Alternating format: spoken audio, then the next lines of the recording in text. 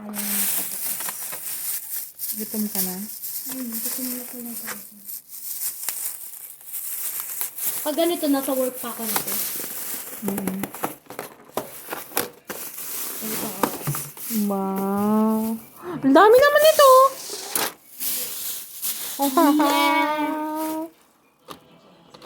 Ba't ang dami nito? Hanggang bukas na ba? Mahal takoyaki.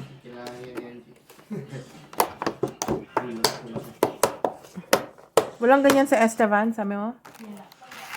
Meron sa Gino. Na-meet.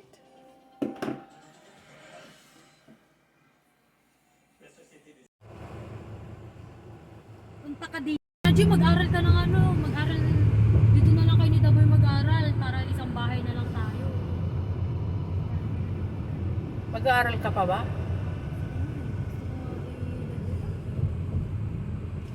In 300 meters, turn left.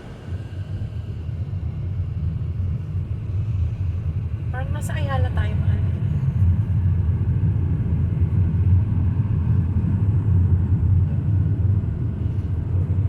No? Doon, totoo. In 150 meters, turn left to Broadway. Naku, nagpas na. Sorry, hindi kasi tayo taga dito eh. Turn left to Broadway. Hindi nga eh. Dito lang tayo mag-turn sa top. SKD na eh.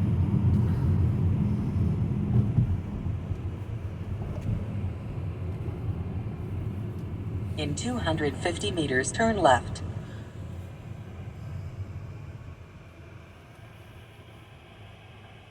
Meters, turn left to St. Mary Avenue. Oo ha? Red. Nagigilty ako yun yung ano ko kasi GT mahal lang. alam mo naman ako na ayaw ko ng ano. Turn left to St. Mary Avenue.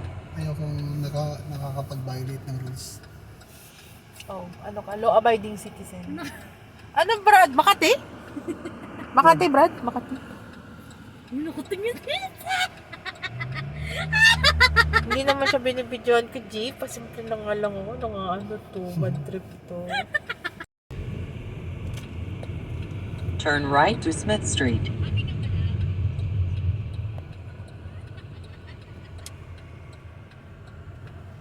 Alam mo kung bakit sabi ko para tayong nasa Calgary?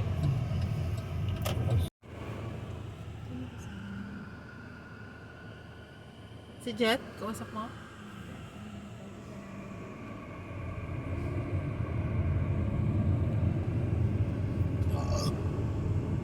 Excuse. Mas maganda ang ano nila. Yung mga iba-ibang klase ng bigas. Ano yan? Nag-aaral sila ng bigas? Tungkol sa bigas? Gano'n magtanim. Oo, ano yan? Castle? The University of Winnipeg. Ayan? Eh? Oh, CBC. Ayan yung news. Oh, Radio Canada. Dyan yung main. Oh, the Richardson College of the Environment and Science Complex. Mas gusto ko city nila. Ang ganda oh. Ano yan? MMM. M&M's. Wow, ito dahil university. MMM. M&M. MMM pala si ano sa unit, no? MMM. I know. Nakakita ka na squirrel. Saan ba yung makapark? Ano ka pa? Squirrel. Ba't naka 5G ako dito? Nasa City ka, IG ano ka ba? City to.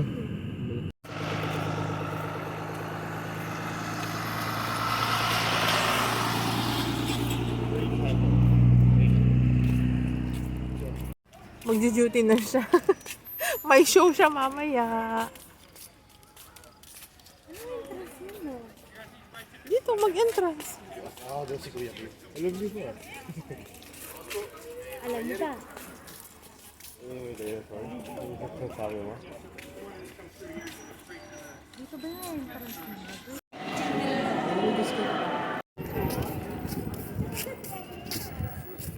sabi ko na nga, mami.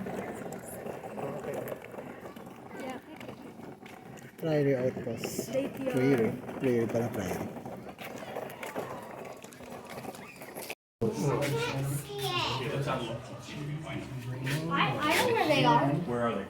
Right by that nest. Pagkain nila.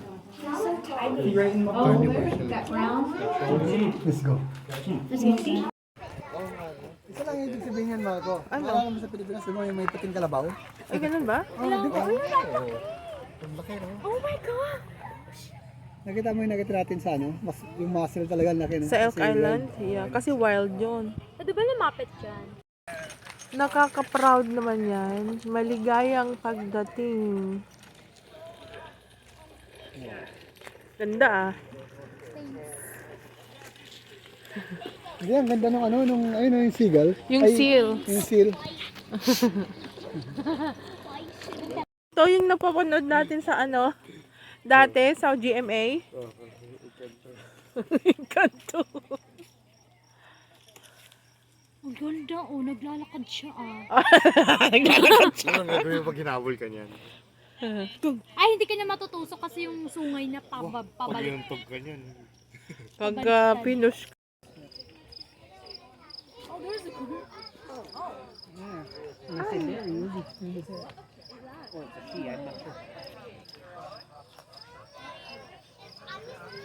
Ang mukha niya. Di ba? Naka-pause na. Hindi ka magpa-picture. Ang ganda ng mukha Maliit niya. naman ang space niya. Hindi, hanggang dun nga sa kanya. eh. Saan ba siya? May kangkong. Ay ano, kamote. Ayaw ano. Ang ganda naman ito, parang talong. Sa Pilipinas eh. Kaso ibang kulay puti. Yeah. Hindi na ganun. Awi sa pag-ibig. Gumamela! Alam mo, English niyan. Wait lang, ano na nga yung sa drink sa Starbucks? Hibiscus. Hibiscus? Yes. Oo, masaya. Hi! Bighorn sheep. Ay, pabigo. Ang pangalan ng tawag dito? Gorilla. Ba't dala siya may brown tas may white? Yung nasa loob. Mukha mo yan, love. Teka yun nandun sa loob. Paano yung It's not moving?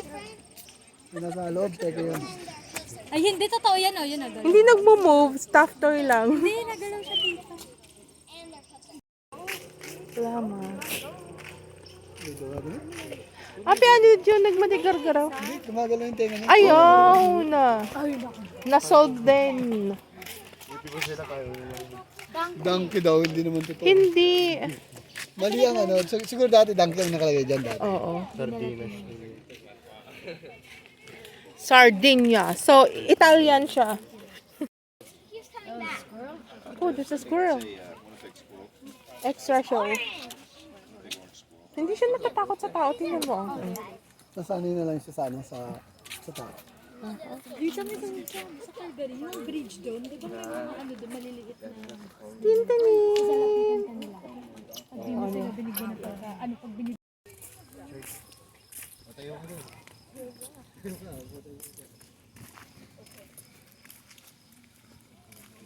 Oo, baka dito makikita ngayon yung ang ganda ng kulay. Oo. Snow owl behavior.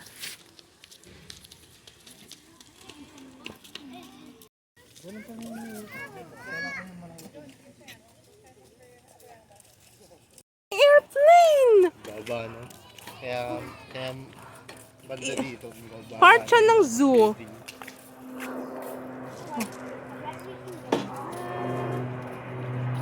Wala na.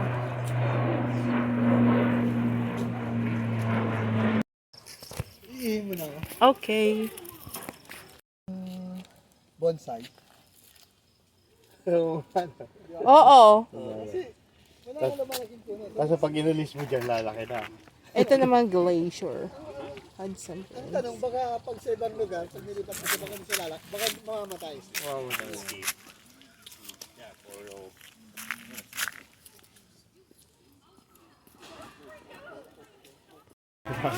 Bakit si Bruno? Ang ganda niya.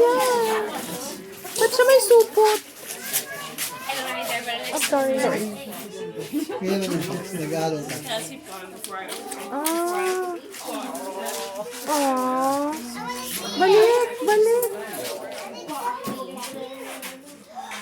Ang ganda. Oh, babalik na siya. Foxes are some of the best.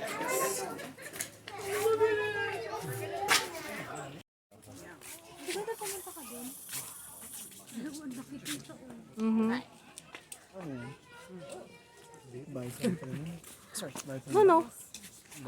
Musk. To sheep and goats.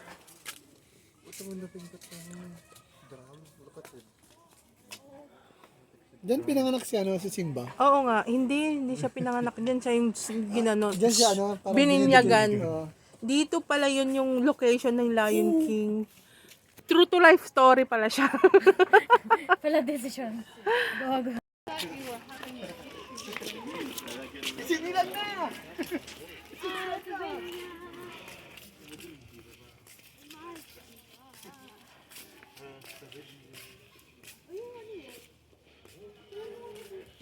Sino ka picture kami dito? Saan? Memories after 3 years ulit. Purel! Kuha tayo, lagay natin sa adobo. Hindi. Mabango.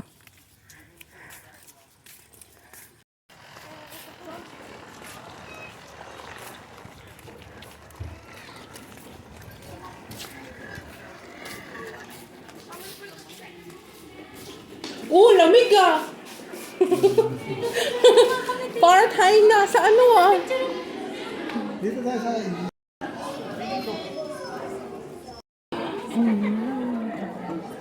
Upo tayo.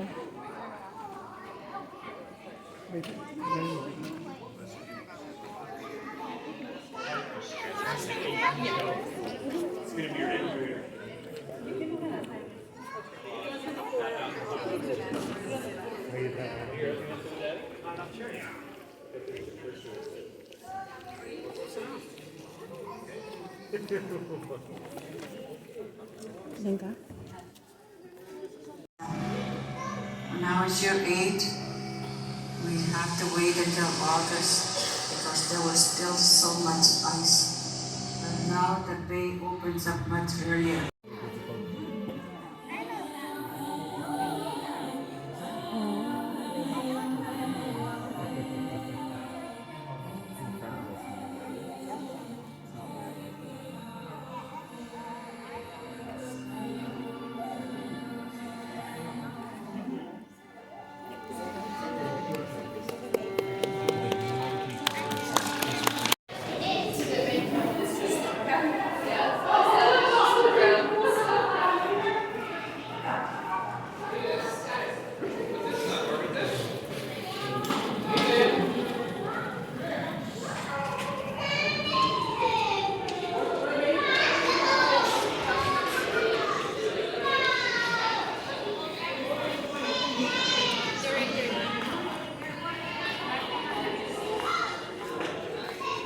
Ooh, wow.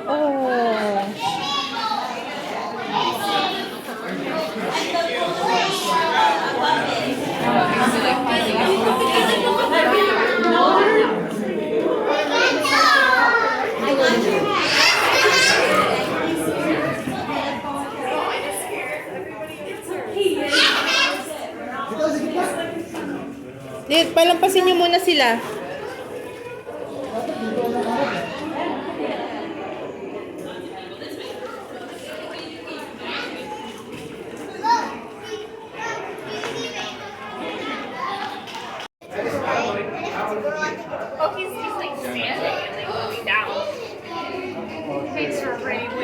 It's about to jump. It's a pretty cool photo because he's looking down at us and it's round right. You're like,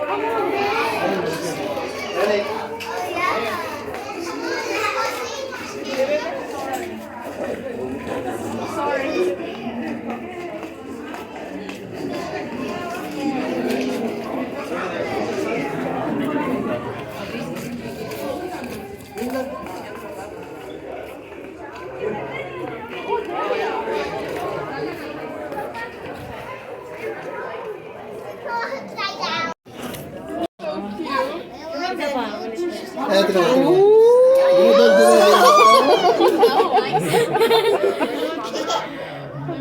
naglaro din sila, no? Babalik ka din na, babalik ka. Pabaliktad pa, oo.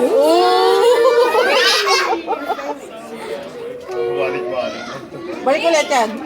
Yung isa tamad andun ano. Tulog.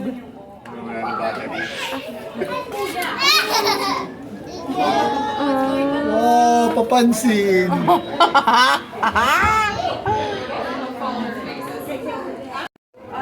Ano? Sabi mo, Di? Di ba sarap? Yummy hotdog may Rosberg. Naka. Laki Rosberg!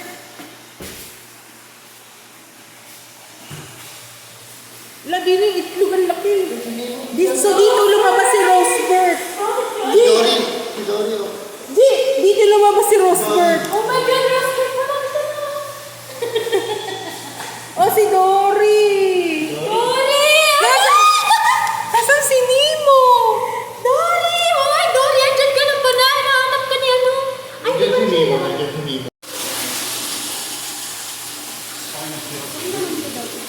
Archer fish.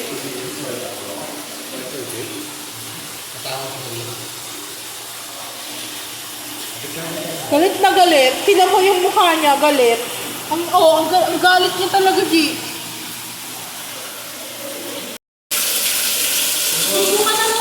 Oh my God, ang dami nila. Yeah! Ano yan, man?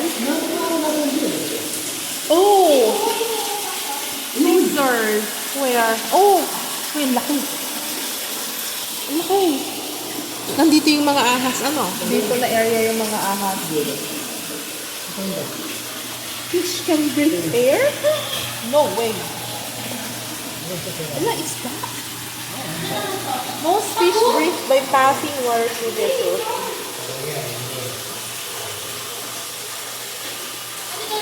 Isda!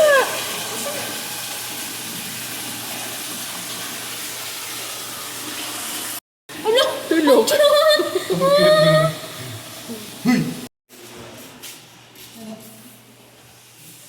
Oh, ano yan? Squirrel? Itim na squirrel, oh. Ay, ang dami nila. Ang ganda.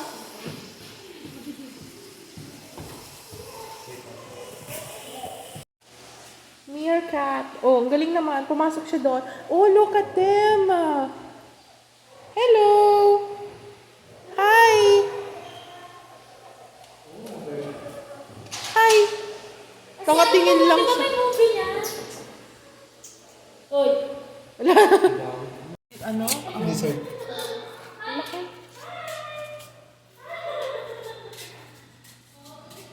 Masarap to ipangat. Oh, yung laki. Oh my gosh. Ew!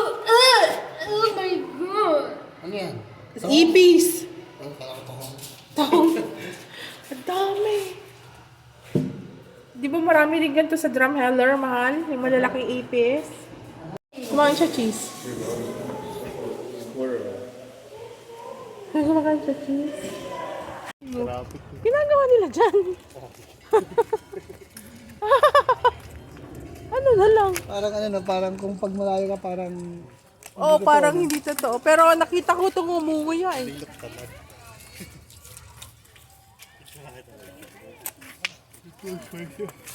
Recess time. Nandito sila. Ito, baboy yun. Ala, may baboy! Oh my God, tita! Kamag-anak. Pig chat daw. So, pwede niyo siyang kausapin ng 3:30 p.m. Wait, stop, no.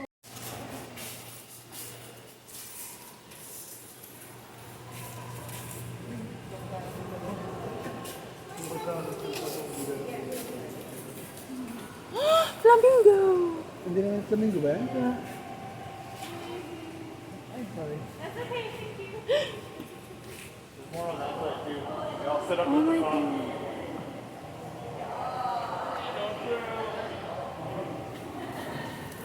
Lalaki ng mga halaman nila ah. Iba na. Mahal ka yung iba na. Ito ba? Sa floor. ganda. Ano siya? Peruvian Sydney. Secret Abyss pala ang pangalan niya. Ang ganda.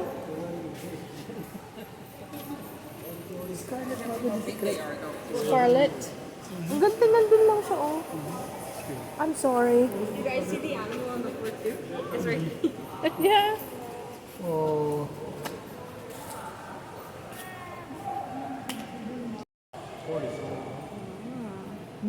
Papainit kaya sila dun yun? Dami nilang gumamela. Uy, ang laki na nito, oh. Grabe. Tingnan mo, oh. Ang layo na ng narating niya, oh. Nasaan na siya? Hindi, ito, oh. Ang layo na ng narating niya, oh. Tingnan mo.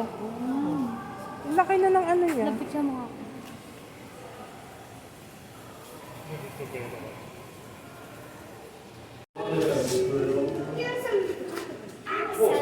Ang cute. Yan na pala favorite ko. Yan na. Bago na. Bago na siyang favorite. Maliit lang pala siya, mal, compared sa ano.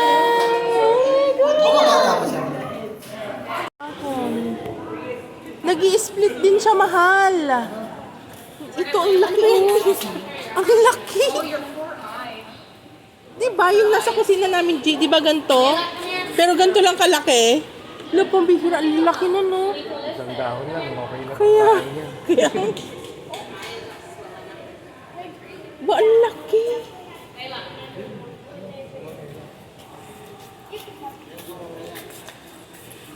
Ay, gumamela. Ang ganda nito, oh. Ah, alam ko na kung ano tong mga to, guys. Mga tropical na mga ano, no? Ay, ang ganda naman na to. Ibon pinunta natin ni Jerry.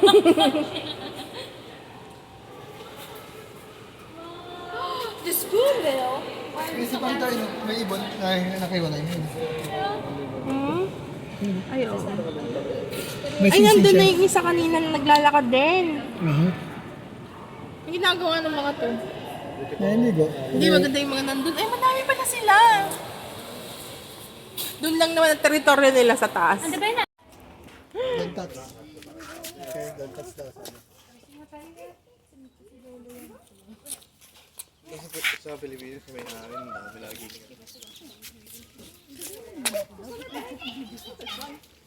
Ang laki ng zin niya, oh.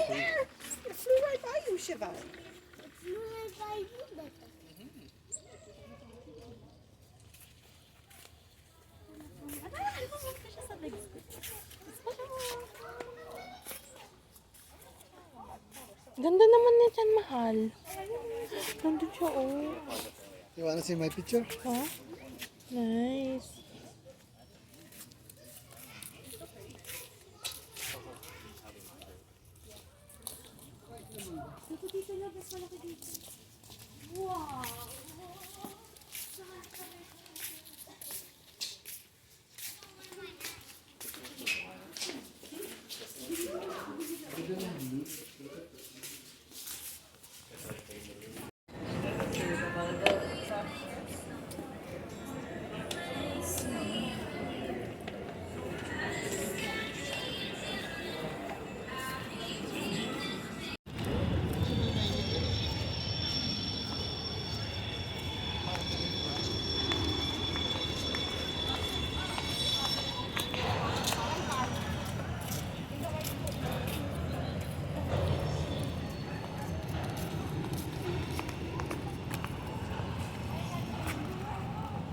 Ayun, meron pa talaga, dude. Kasi meron pa umaalis, oh.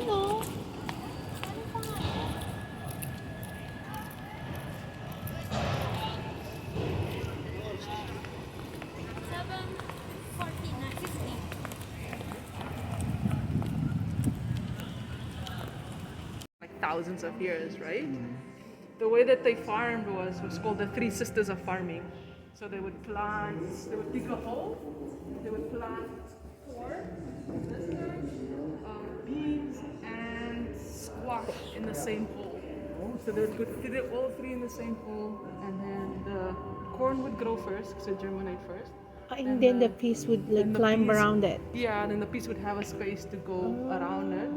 And then the squash was shaded by the corn and the peas, but it also was helping with weeds. So they wouldn't grow a lot of weeds because Because there's the wind with no sun. very low. Yeah, so that's the three sisters. And then you didn't have to rotate crop because it would give the nutrients, so they could use the same land Oh, yeah, yeah. for the same crops. Because they're all every together at year. one time. Right. So when They're big- supporting each other, eh? Yeah. Three sisters, you say? Yeah, there's three sisters of farming. Oh, okay. But when the Europeans came over, or the whites came over, they wanted to do all of the same crop on big scale, right?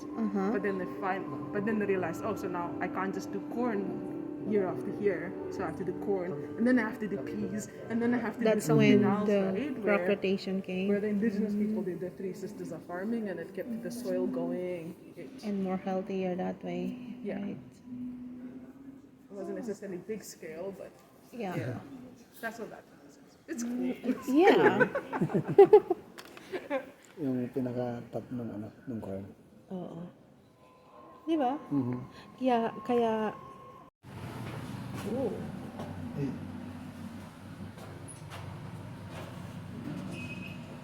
We're going up.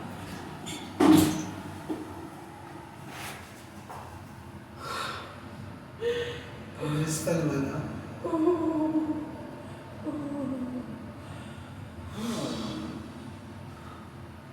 Are you okay? Yeah.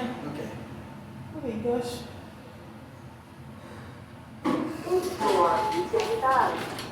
Hi. Hi, thanks.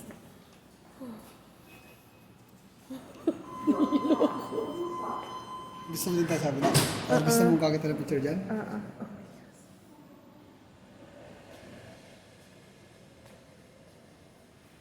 Nice.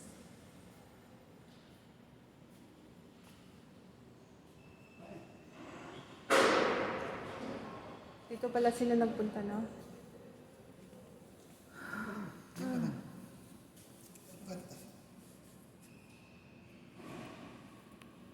Mo ko.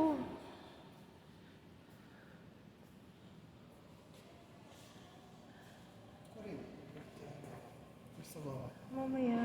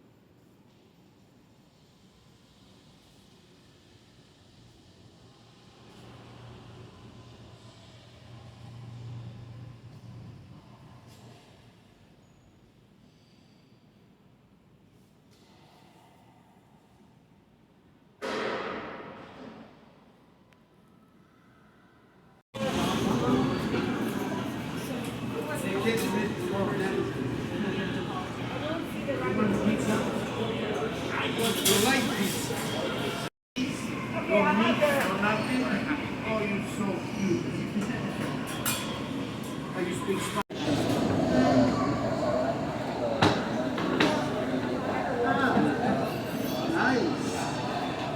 So now they want to go to the sun. You love it, right? I love it. It's my heart. We are very, I just say simple. Simple. Cercano. Hablado italiano. Muy bien. Hablado español. Ma comprendo mucho. ¿Ves? Ya.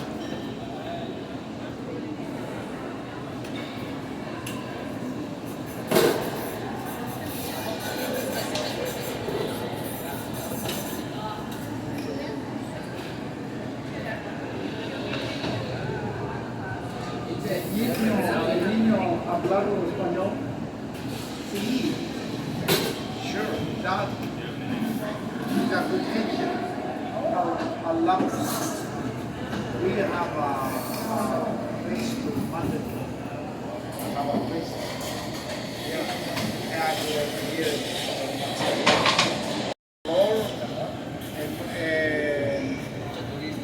And we go.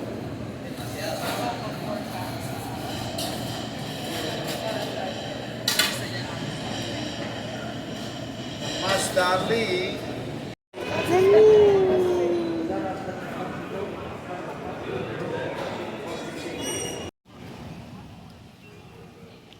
Masarap yung burger mo.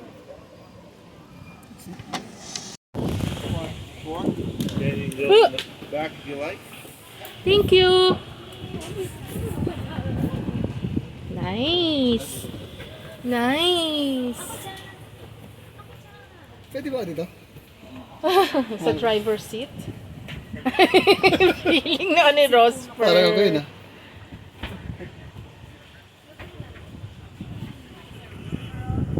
Family, spending quality time together. My name is Merrill Stubing, I'm your captain. Welcome to the Love Boat. Some people get that joke, some don't. It's okay. All right, before we get started, my name is actually Jay, and I'll be your entertainment tour guide. Before we get started, though, some safety features of the boat. In case of emergency, if you're gonna flip up your seat, life jacket is underneath. Put over your head, tie these straps tightly around your waist, wait for further instructions. We have life rafts front and back of the boat. I have emergency exits all four sides. I have a hurricane force wind behind me. Won't use an ounce of gas on one that way, that's for sure. I have a fire extinguisher, which I only need about once every 3 days, and I just use it. So law of averages say we should be okay, right? Yeah. It's math. Never argue with math. Math is the key to everything. Also have a first aid kit, flares, paddles, 3/4 tank of gas. We're good to go. You're cruel. Hold your hats, so hold on to your hats.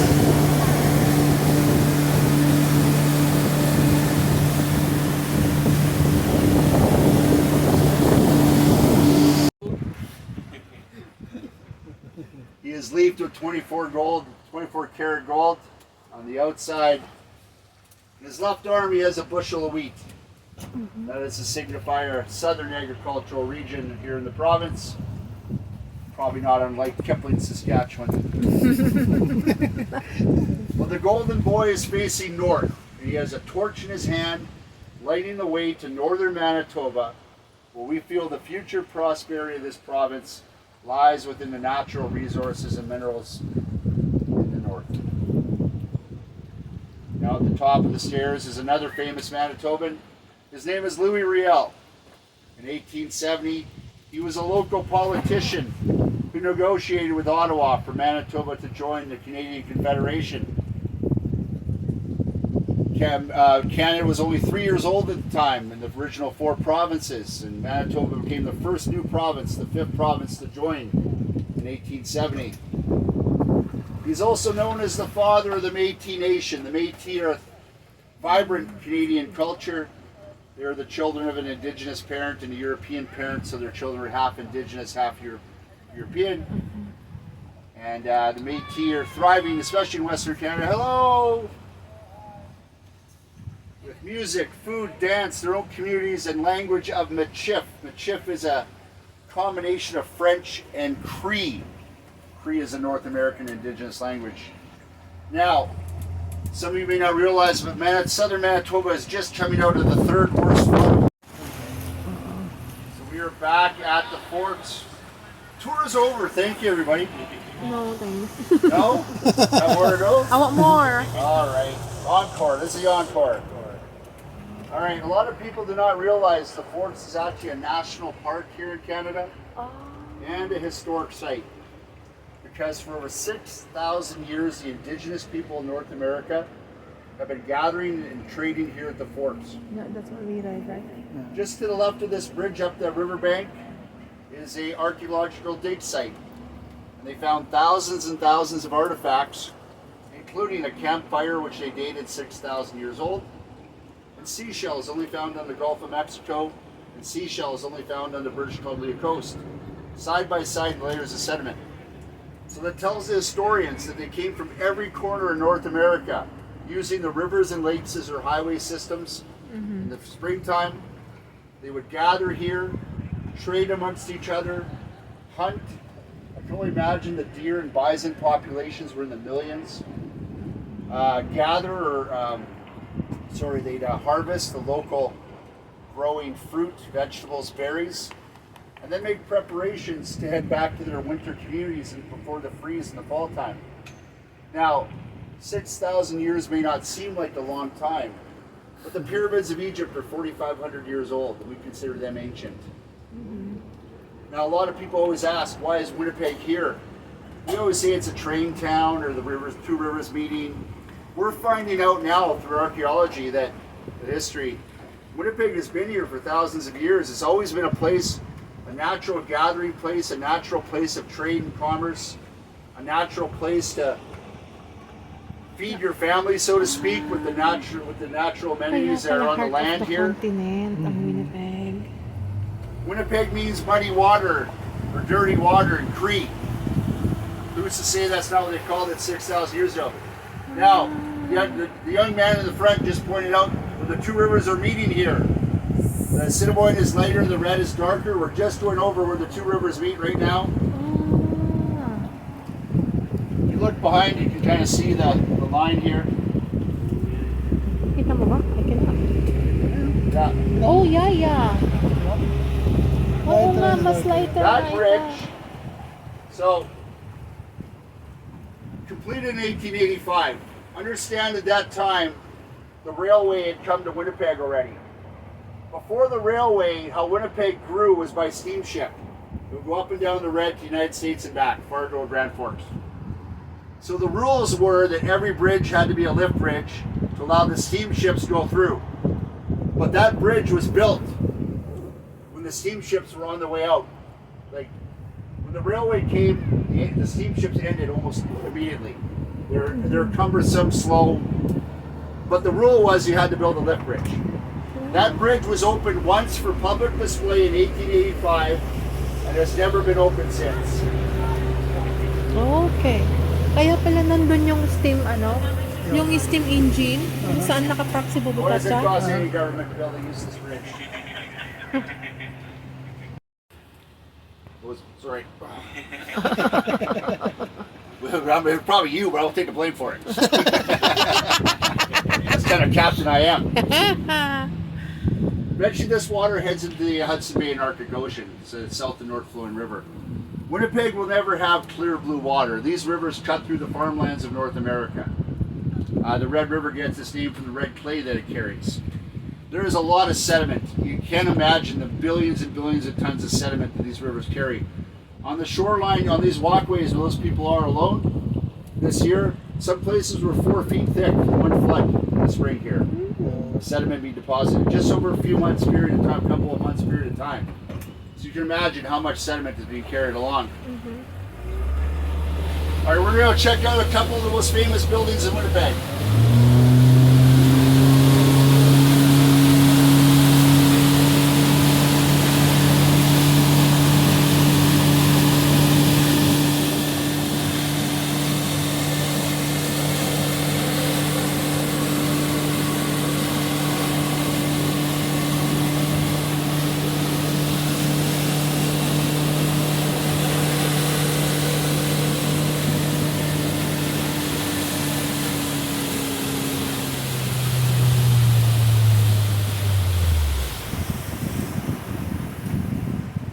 We're turning the boat towards the Blue Tower, the Canadian Museum of Human Rights. We are very, very, very lucky to have this national museum here in Winnipeg.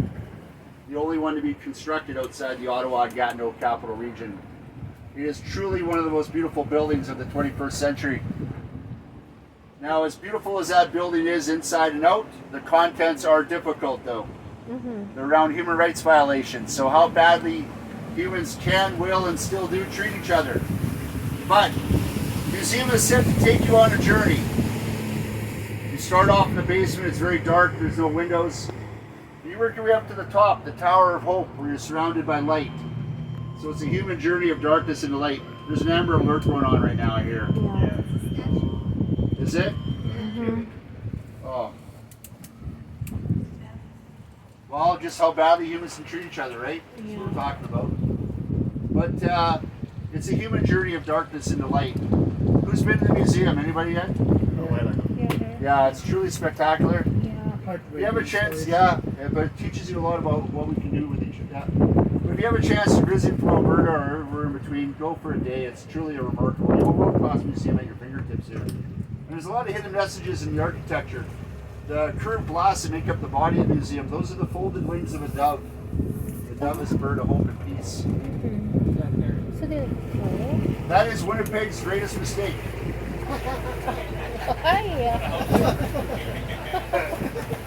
So, across the river here is Old St. Boniface. Old St. Boniface is the largest French-speaking community in North America outside of Quebec. And Old St. Boniface was settled in the 1700s, early 1800s, and a lot of the architecture is European in style. It's one of Winnipeg's gems. It's like having a little bit of Europe here in Winnipeg. So at the time, in 1997, we had a gigantic flood and knocked out the bridge that was here prior, made it unusable, unstable. So the powers that be wanted to build a tourist attraction that would connect the forks with historic Old St. Boniface. And the idea was to build a restaurant over the water. Now, I've been to the restaurants. The food was fabulous. If you look back up the river, the views are pretty good. Nice and green and sparkly water. But they made one tragic error in planning a restaurant. There's no parking. That's why it's missing. So, you might have seen on the news one time or two that Winnipeg gets a tad chilly in winter. Does anybody really want to walk a long way to a restaurant? No. So the restaurants did not work out, but a technology company's going to move in and use it as office space now. And I think they're going to have some of the coolest offices in the world hanging off the side of a bridge.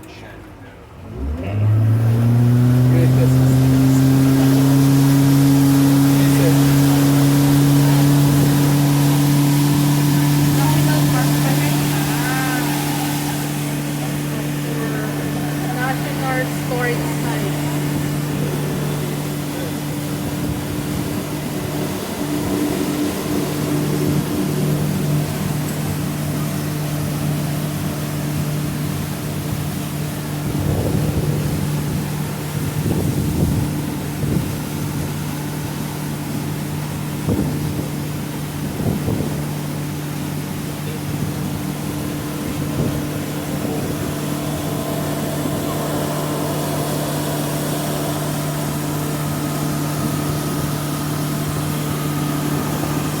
The coolest neighborhoods in all of North America, called the Exchange District. It's the old warehouse district. And everybody knows Portage and Main in Winnipeg, but this is the actual life and blood of Winnipeg, this neighborhood right here. This neighborhood tells the city whether we're surviving or thriving. So we're going to talk about the rise, the birth, and the fall of the rebirth, the rise, the fall, and the rebirth of Winnipeg. And it centers around this neighborhood. In the mid to late 1800s, when the railway came to Winnipeg, Winnipeg exploded with jobs and opportunities. And they built a large warehouse district, about 10 blocks here, to handle all the new goods that were coming in. The whole shoreline, the whole river line to the left of the boat, all the way downriver, is a neighborhood called Point Douglas. In the late 1800s,